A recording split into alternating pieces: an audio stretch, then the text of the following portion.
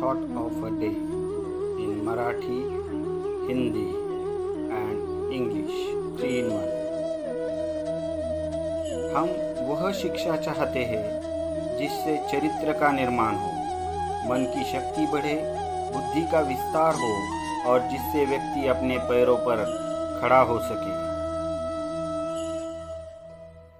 आपल्याला असे शिक्षण हवे आहे की ज्याद्वारे चारित्र्य घडते, मनाची ताकद वाढते, बुद्धीचा विस्तार होतो आणि ज्याद्वारे माणूस स्वतःच्या पायावर उभा राहू शकतो।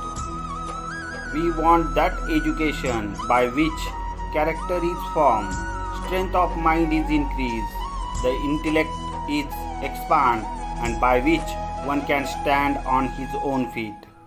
Please like and subscribe the channel and press bell icon for notification.